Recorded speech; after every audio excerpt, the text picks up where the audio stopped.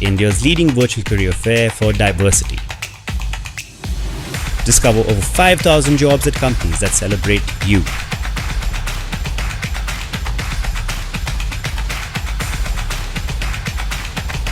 Find a workplace that's equally yours between the 12th to the 14th of November. Enroll now.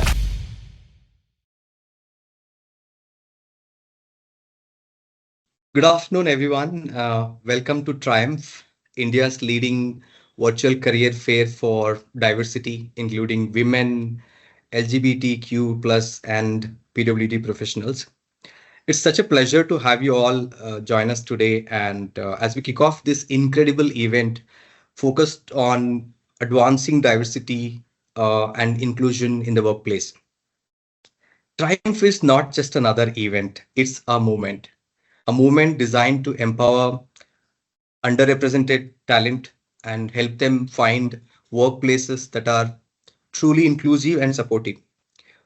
One of the key pillars of Triumph is our speaker series. It's called Triumph Connect, where we dive into real world stories, challenges, and the solutions that are pushing the envelope for workplace equity. Today's theme is empowering women and building networks. We'll be exploring whether the glass ceiling is truly a thing of the past or is still around, and what steps are needed to get women to the top of their careers. We'll also discuss the role of mentorship, sponsorship, and networks, which would make the journey smoother for women. I'm absolutely thrilled to introduce our guest for the day. We are so fortunate to have with us Ms. Archana Shiroor, the CHRO of Yes Bank. Shiroor has spent more than 32 years across banking, financial services, and manufacturing. And she's been a game changer in changing the HR policy strategies in leading institutions like HDFC Bank and Barclays.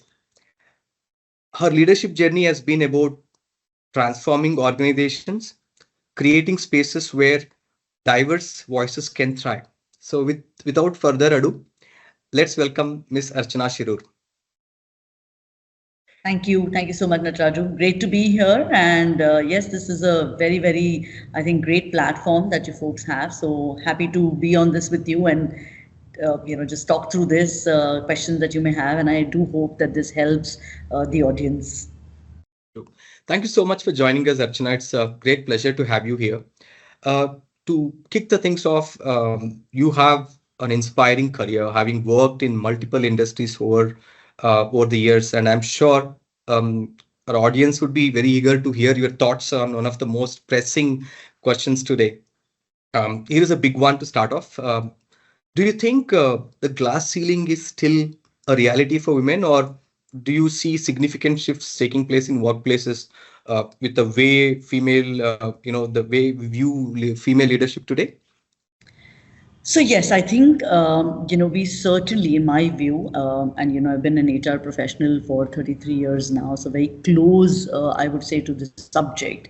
And having worked with some of the leading organizations which you mentioned earlier, I do feel that there is, not just feel, I can see that there is a significant increase in female participation, right? And I don't mean just at the bottom of the hierarchy, but throughout levels in the organizations, right, that I track and look around. Globally also, right? If you actually look at it, you've got about, I think, 34 to 40% numbers change depending on which sector that you look at. The participation has gone up if you look at the last couple of decades and where we are right now. More and more women are coming into middle and senior management, right? And even at board levels, right? The numbers are not great, but at 13% women CEOs, we're still looking better than where we were 2 decades ago. Does that mean that we have reached, a pinnacle? Absolutely not. Is there still work to be done? I think there is. And I think the awareness, I would say, has also multiplied over the years, right? So organizations are now what I call intentional action.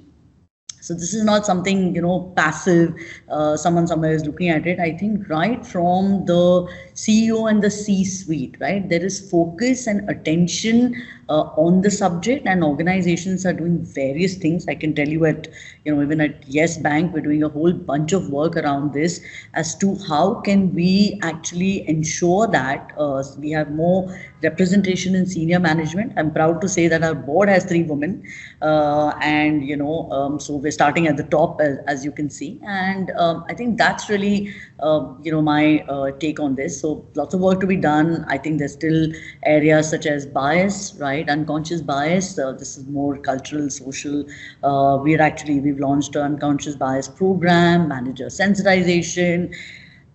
You still have a broken rung problem, right? I won't call it a glass ceiling, but a broken rung, which is really women, moving out, right? There are life stages because of which you sort of take a break, right? So organizations that we've just launched a returnship program, right? So I think the whole mindset. I mean, I can tell you, Nataraju, that about 3 decades ago, even HR professionals would, sort of ask questions around and doubt the seriousness of someone, having taken a break and now wanting to come back to work, right? I'm pleased to say that that's completely gone, right? So the mindset is changing. Neither do hiring managers nor HR. It's perfectly fine for someone to have taken a break and come back, right? So I think not only are the opportunities available, the acceptance has also gone up. So I think, yes, like I said, I think on the balance, I would say more work to be done, but we certainly have made strides. Oh, that's really insightful, Archana. Thank you so much for sharing. I mean, we've definitely seen positive changes over the years in representation. I reckon, as you rightly mentioned, there is still some distance to go, especially in certain industries and when you actually, higher up the echelon. We may not actually hear it, openly in the workplace, but I'm sure in our social circles, whenever we talk to our friends or relatives, women employees actually raise such issues they face, still facing at workplaces. Um, Now let's dive a little deeper into the challenges women face, especially in industries like BFSI, which are, I think, still male dominated when it comes to leadership roles. Uh, from your experience, what do you think are the biggest challenges, barriers still women face when they look at reaching executive roles? So I think one is stereotypes, right? And somewhere these have been built over the years to say that is she serious about her career? Can she really handle this? Part of that, I would say that, and we're working on this to support senior women to sort of just claim the space, right, that they deserve. There's a bit of diffidence that also comes in, and I was reading up somewhere that when you have to apply for a role, right, and this is a bit of a generalization, folks, so forgive me for that. But yeah, women do think about, okay, do I have all the requirements of this job? Am I 100% there? Whereas a male colleague may not actually perceive it like that. So this is just about, there's no right or wrong. It's just how we think differently. And a male colleague might say, look, I'm 70% there. Why don't I take a shot at this? Right. So I think it's those sort of things that are coming in the way. The other thing I think is also having sponsors, right? And when I say sponsor, I think my definition, so mentoring, training, all of that, unconscious bias, sensitization can happen. But at the end of the day, who in the room is going to speak for you when you're not there? And that's my definition of a sponsor, right? And that's something that I think this is something that the organization can do. You have high performing women, of course, men as well. And how are we ensuring that they are reaching the career pinnacles that they are aspiring to, right? So how are we supporting them? So this is something. The first one was more about what women need to do.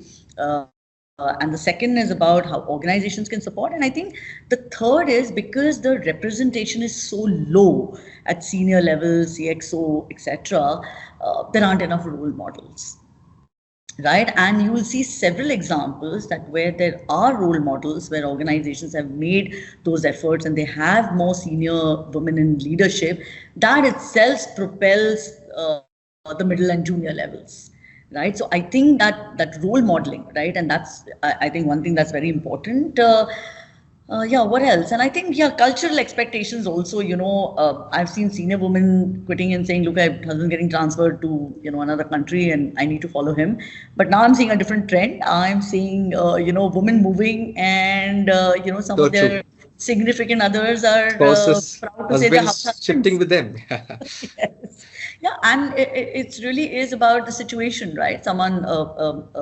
Your partner's career could be doing better than you at some point, and this could be a man or a woman, and you just make the more practical decision, right? So certainly I won't say this is so true of tier two, tier three, etc., but I think in urban setting, I see more and more of that, and and these are sorts of things that I think within the organization, right? We've also been getting women who are doing well, who have the potential to talk about what's worked for them, what got them to where they are. So I think hearing about that a little bit, and sort of the value proposition really, right? So I think yeah, I hope that's useful. Those are some of the things I can think of. I think that's really powerful, isn't it? Structural barriers like mentorship and sponsorship are actually overlooked, often overlooked. But actually, they make a huge difference. It's important that organizations actively work on creating those pathways for women to rise through the ranks. Having structural barriers at a leadership level is, I think, it's a big obstacle, when it comes to empowering women. Okay. On a personal note, Archana, I would like to hear about your own journey. I'm sure there have been moments in your career where you would have come across glass ceiling. It's been a long 30-year journey. While we see a lot of positives today, but the journey would not have been this smooth over a period of last 30 years for you to reach an executive level. Whether it's been in the form of or challenges or could be subtle biases. Could you share a moment in your career where you actually faced such a glass ceiling, and what was the hardest part and how did you overcome it? So look, I must say, if I look back, last 33 years, I've kind of been pretty lucky. I've had very supportive managers that I've worked with and supportive organizations. But yes, there was a certain point in my career, I think it was maybe 10, 12 years out of campus. And, I was really, really looking forward to doing a certain role. And the way that organization used to work was that there was a panel that, sort of had this discussion about performance potential, right? Who has the capability, who can be moved into a certain role, etc. And I do know that one of the business heads, because I'd had a tough conversation, right? I wasn't amenable to doing what he thought he wanted to do for his team, and of course I gave a rationale for why, and the organization backed me up on that.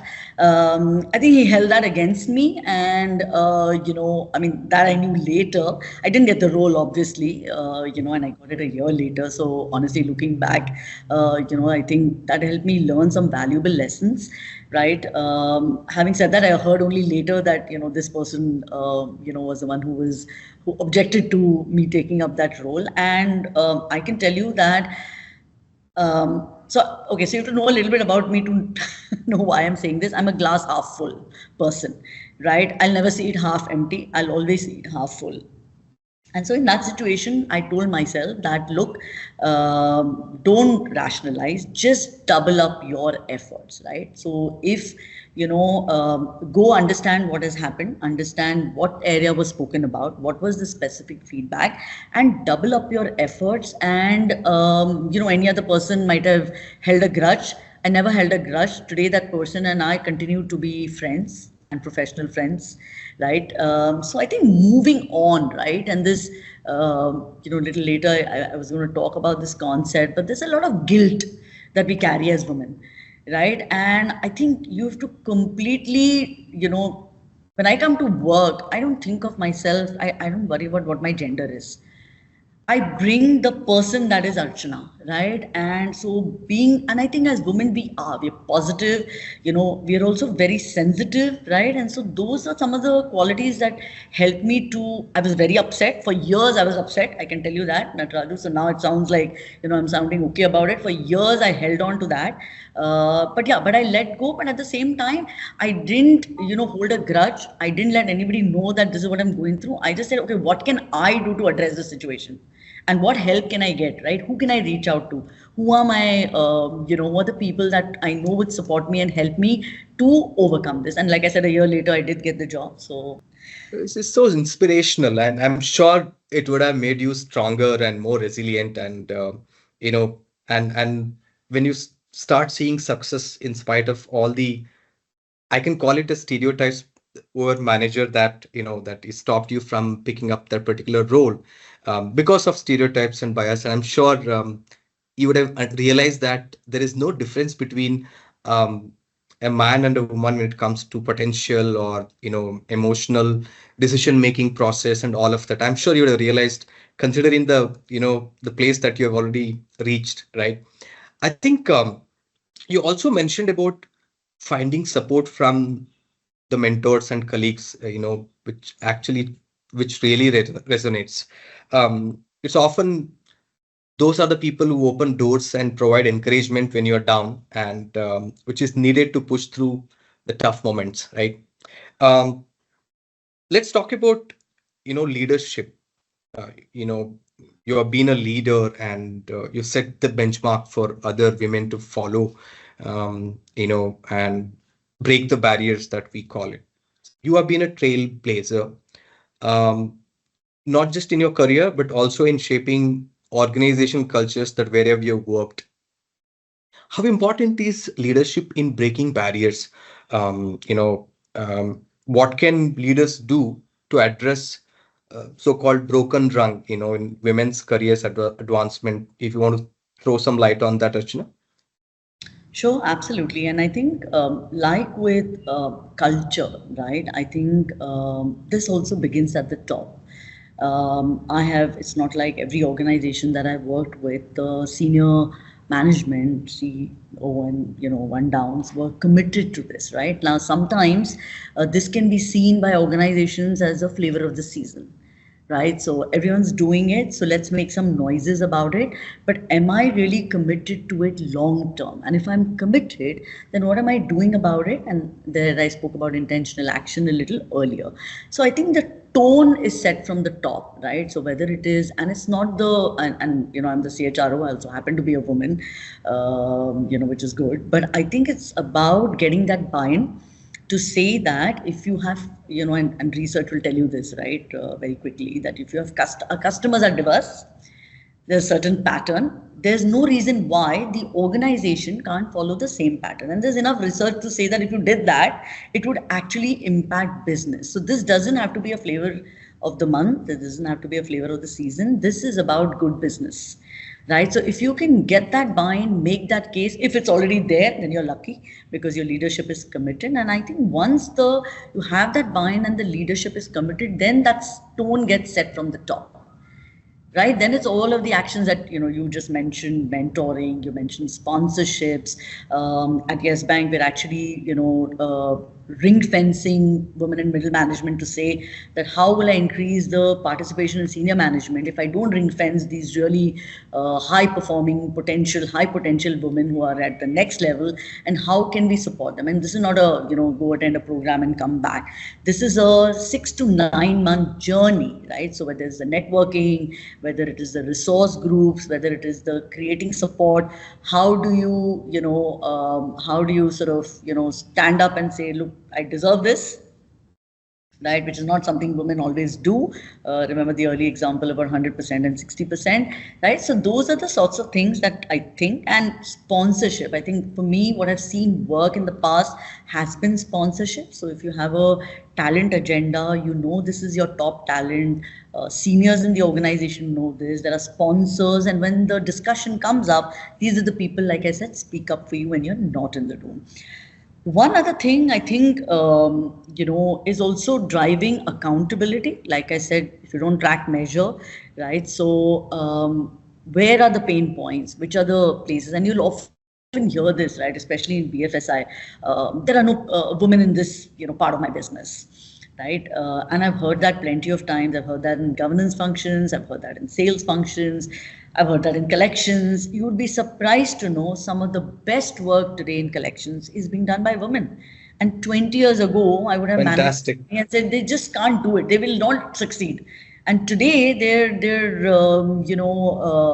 sort of numbers are looking as good or better than any male in that role. So I think that breaking that barrier and that bias, right? And it can only be done if you demonstrate it. I mean, just simply talk will not get there. So we said, okay, allow us to get, and this was a governance function. I'll just take 30 seconds to tell you this. We said, we don't have women in the market. So we said, you know what, we'll hire from B schools, we will train. And Nataraju, when the first woman in that team became a vice president, and then of course went on to do larger things later, my team and I took my team out for dinner.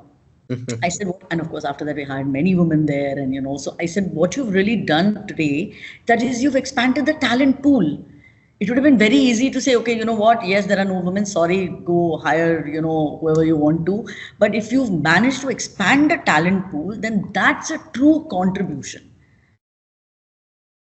Absolutely. I think it's taking those first few baby steps, and once somebody sets the example for others, I'm sure that a lot of women follow. And just to prove that, there is absolutely no difference when it comes to potential or intent to do. Rather, I've seen in my career that I've seen women being more ambitious, and more emotionally stable, even stress management as well, right? I've seen that. It just that's while there are cases we have seen that the glass ceiling is broken, but probably it is not completely there yet. And probably leaders like you would set the example and set the path for a lot of organizations to follow in that direction. I also loved how you highlighted the importance of leadership accountability. It does really need to come from the top. uh, if you have to create a culture which prioritizes diversity and equity, I think it's time we address some of the myths around women leadership.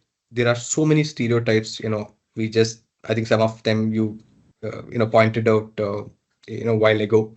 uh, I feel that those stereotypes continue to persist, whether it's women being too emotional, not assertive enough, and they cannot take decisions at the top, and so on.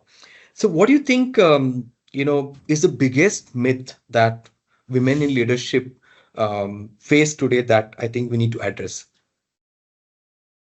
I think because I worked for BFSI, and we have a large contingent of people, especially at the bottom of the hierarchy. I think one of the assumptions, and this is bosses just making these assumptions, right? To say that, oh, you know what, she's not career minded enough, she's not ambitious enough.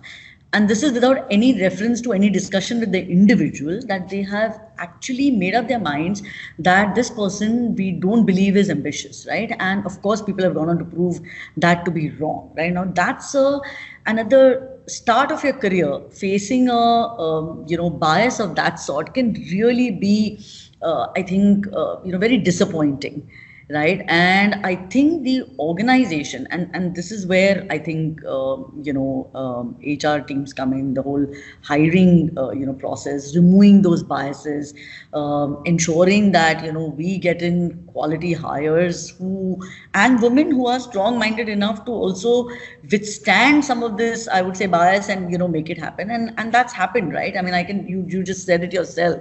Some of the best, I think, sales people in banking that I've seen, RMs, etc., right, field force even, have been women and have worked neck to neck with their male counterparts and succeeded, right, and really well. So that's one thing I think that that built-in sort of bias and not being ambitious, etc. Also, the definition of what that means, right? Oh, we're going out for a drink tonight, the boys. Will you join us? And I can tell you, in the beginning of my career, I have refused so many of these, right? Because we are on a clock. By 6:30, okay, 7 o'clock, I'm leaving office. I need to get home. I need to do a bunch of things. I really don't have the time.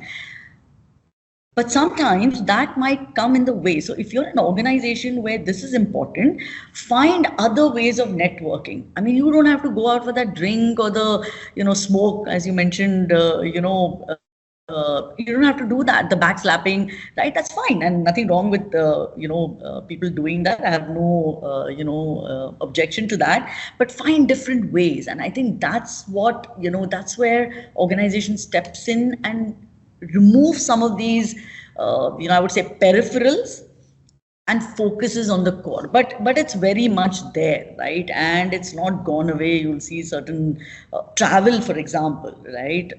There's an assumption that, oh, I have a young baby, I won't travel.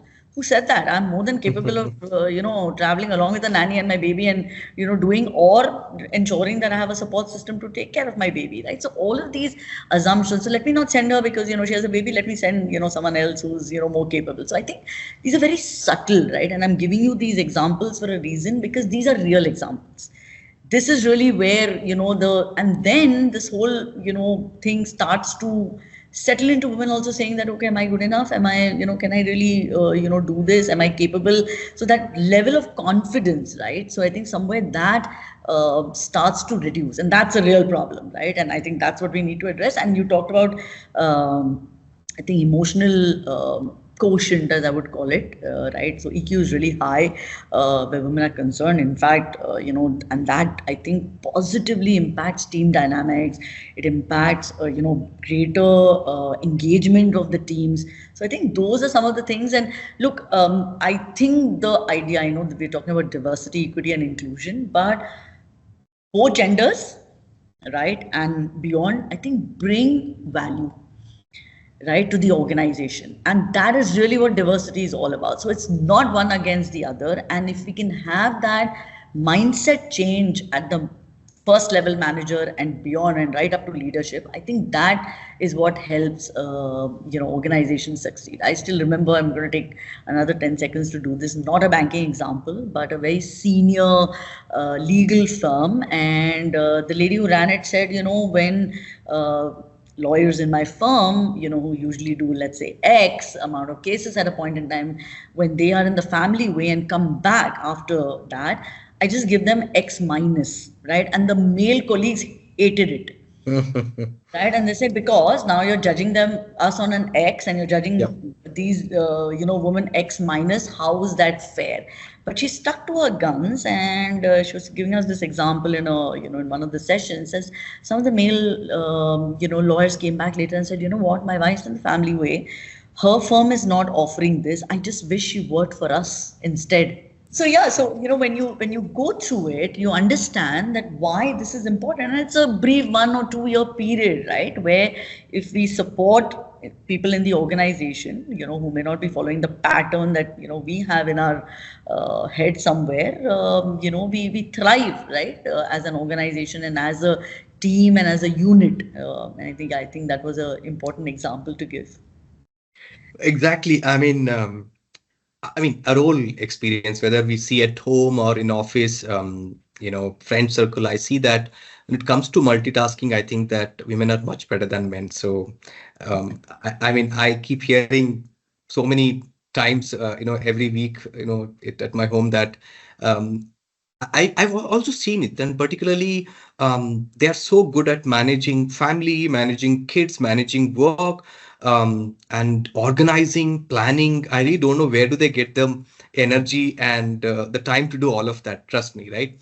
Um, the the idea that diversity programs also lower standards, or provide special treatment is such a harmful misconception, such a stereotype, right? When we bring diverse perspectives, I feel that we actually elevate the entire organization onto a different level. Um, you have been a staunch advocate for embedding diversity and inclusion in the cultures of all the organizations I work for, Archana. So, in your opinion, what are some of the most important practices that leaders must uh, keep in put in place to bring equity and diversity into company culture? And it's one of the thing is to talk about it, other one is to see it in reality, in practice. So any suggestions on the practices that leaders can adopt? So very quickly, I think one is, first the focus, right, and the buy-in from senior management. Then saying that, setting a goal to say that this is really, what we want to do, and this can be a, medium to long term. Rome wasn't built in a day. This is not an easy subject. But what are the milestones? Where are we going to get in, let's say, 3 years or 5 years, and how are we going to work backwards from there, right? So a plan, right, to get there. I think as far as some quick practices, I think structured development programs. Right, I spoke to you about a program that we've launched where we're looking at these women in middle management. How can we handhold them? How can we, make sure that we own their careers and they reach senior management, right? That's very, very important. Biases at junior levels, right? Because we don't see, at the bottom of the hierarchy, you'll always find that we have enough women. Most organizations do, but they start to fall off. Now, some of it is personal because there are these career life stages, etc., caring for a young, caring for a, older person, etc. So these inflection points, right? You have a baby at that when you're in your 20s, 30s, then, you have to care for an elderly in your 40s. So all of these, there are some inflection points. So if you can sort of take care of those, right, and how do you support a sabbatical, break, all of that, and ensure that women come back to the organization or stay with the organization. Biases, of course, is it's not an easy subject, but I think you have to be at it. And when you see an obvious bias, you also need to correct it, right? So, there's this whole thing about, ensuring that people understand and become sensitive. But if they're not, right, what is the organization doing about it? Because people are also watching that, right? So it's also important to take corrective action if, this is called out. Equal opportunities. I think in banking we're kind of lucky about this because most banks, including Yes Bank, were equal opportunity employers. Pay parity, which continues to be a big issue, right? Banks actually, we don't have that. We pay for the role, for the experience, but the issue is that are women in high paying jobs or not, right? So the idea is also to move women up the value chain of roles. So if I'm hiring at the bottom of the hierarchy, there's no question of paying a male candidate more and a woman less, right? You get paid for the job. But what am I doing about ensuring that you move up the hierarchy, get to the jobs that actually pay higher, and have more women in those jobs than we do currently. So I think that's the endeavor that we're looking at. It's not really just a pay parity issue, but ensuring that the representation, right, not just at the bottom, but at the middle and the higher levels of the organization, is in jobs that are paying well, right? They may be complex, they may be, situational hot skills, depending on, when you're talking about. So how do we train you? How do we get you? If you're a potential woman, how do I actually ensure and get you into some of those jobs so that, you do well, right? So at least that's some of the things I can think of. No, it's really fascinating. I mean, I'm getting more curious, with the kind of ideas and thought-provoking insights that you're bringing, Archana, here. And you are an evident leader when it comes to this space. I'm sure the audience can actually feel it. Um, I also completely agree with you when you say transparency and setting diversity goals are very crucial. If we don't measure progress, it's easy for it to remain a pipe dream and rather than a tangible reality. Um, so let me segue into my next question. Now, for the younger women who are at the early stage of the career and navigating through challenges in a male-dominated working place, what advice do you have for them? to build strong networks and breaking the barriers, to which might help them to take care of the career and growth. Sure. So one is, I think, have a support system, and say support system, I just don't mean internally, but also externally, right? So both personal and professional. And in fact, what I've also seen work in the past is a mentor or someone you look up to outside the organization. Because look, inside the organization, you have a very inward looking focus, right? Even your mentor is looking within the organization.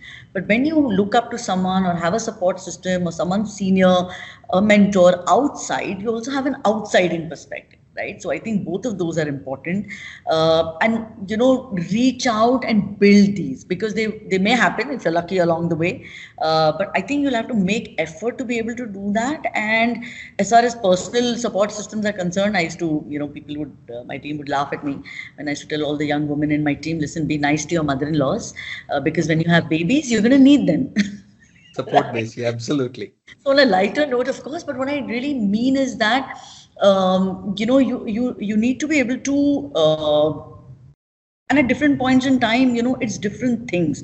I spoke about guilt a little earlier, right? So build a support system internally and externally, and there'll be a day when your boss will want you in the office, but you'll have to go to your kids' sports day or something.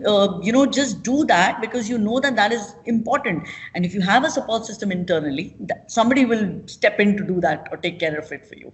Equally, on the personal side, one day I might just have to say, sorry, I can't do this. There may be a, whatever happening. Husband wants you to come to his office party, and you're going to say, sorry, I can't, because I have to be at work, because this is important. And I think that this is easy to say, but the trouble with executing it is the guilt. Right? And because we are multitaskers, because we want to see ourselves doing everything, and without getting prescriptive here, I think it's for you to take the decision that today I'm going to focus on the personal side of things or on the professional, and be completely comfortable with that. So I think that's what I would say to some of the young women. I would also say, speak up, speak out, speak your mind. Fantastic, Archana. I think if for the women at the early part of their career, in our audience, just to recap, support base, particularly building that support base, it could be at home, outside your friend circle, in office, and asking for help, communicating. I think that is the key here, I feel. Also, I love the way you emphasized, sort of resilience and sort of self-advocacy. It's really important for young women to know that setbacks are just stepping stones, for greater success. So, Archana, as we come to the end of this conversation, if there are any 3, 4 key takeaways for our audience to leave with, what would that be? And just to sum it up, basis the career that you have, traversed to what you see today. The today's world is very dynamic. You have the digitalized economy one side, the other side the AI at the at the threshold. What do you see are the key takeaways that the whole audience can take through? It could be women to seek help, to be ambitious, and to break the barriers, and for men when it comes to setting the examples, whether leader or as a colleague. You want to throw some light on, Archana? Sure. Few things I think I would like to talk about. One is, and we've spoken about it a little bit, I think claim your space, right? Be confident. But the only way you can be that is if you've done your homework, right? So like the example I gave you, right? I doubled up on my effort. So do the work, be confident, your subject, or you've gone out and, done some research, or, talk to people in the organization, network, but claim your space, and that, and all of the work that you put into it will ensure that you're confident. So I think that's important. Second thing, I'd say that clarity in terms of try and maybe with an external mentor, maybe internally talking to people, clarity on what you really want to do. If you are career minded, right? You want to build a career in whichever sector, organization you're in. What is it that what did you enjoy about your job today, and what is it that you want to do? Because if you have clarity, you know that when the opportunity strikes, you know which, looking at multitasking is a good thing, right? It is a good thing, but sometimes you can overdo it, right? So when I talked about the guilt factor, I think balancing better at that point when you're taking the decision to know that what is more important for me. And it may have some repercussions either ways, right? Personal or professional, but take that decision, be comfortable. I remember once reading a book where they referred to this as what was it called? The suffering Sita syndrome. Okay, so we have that, right? We are like suffering Sita all the time. Oh God, now I've done this, I've taken this decision, but I'm there at the sports event, but I'm thinking about what's happening at work, or I'm at work and I'm thinking about So I think somewhere we have to take the decision and be comfortable with it, because if you're not comfortable with it, it reflects, and then the only person who's going to be unhappy is you. So I think that's one. Yeah, those are the few of the things I would say. And I think what's also worked for me is staying power, right? You mentioned earlier that no career, right, comes without setbacks, right? But are you plowing in? Are you, do you have that staying power? Are you, committed? Do you believe in yourself and, saying that, what, this has not happened, no problem. I'm not giving up. I'm going to go for it, right? I'm going to do what it takes. I'm going to do the work. I'm going to claim my space. I hope that helps. Interesting. I mean, thank you so much. I think those takeaways that you shared are so powerful. I'm sure everyone here in the audience will leave today feeling inspired and equipped to make a difference in their own careers. So one last bit, Archana, is that we've talked about a lot of barriers in career advancement. One of the key things that we used to see in the past was, it continues to persist in some sectors, is the gender wage gap. And do you still see this existing in maybe BFSI or the sectors that you see, or I mean, it is taken care of? So I think I just alluded to it a little earlier, but I think banking, we're lucky, right? I think I've worked in banking for what now, about 28 odd years. And no, I would say the pay parity or, gender gap, as you call it, I don't think that exists. But like I mentioned earlier, I think that's also because in the value chain of roles, right? So it's not about me not earning as much as another male counterpart in the role that I'm in.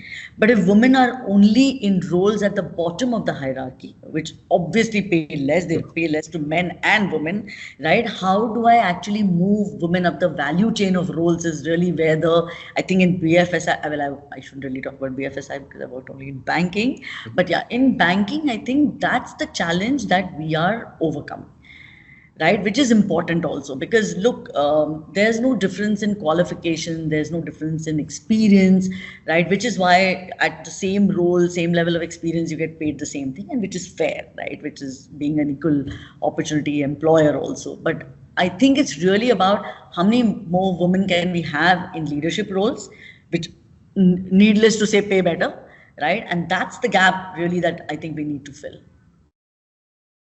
Fabulous. Thank you so much, Archana.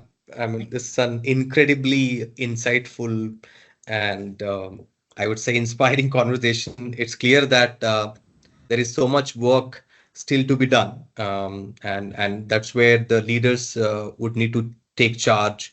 Uh, and we are definitely, I feel that heading the right direction. I'm sure audience leaves today with a lot of food for thought. And thank you so much, all our participants, for joining today's session of Triumph Connect. And stay tuned for more amazing talks and discussion throughout this event. Wishing you all continued success and empowerment in your career journeys. Thank you so much.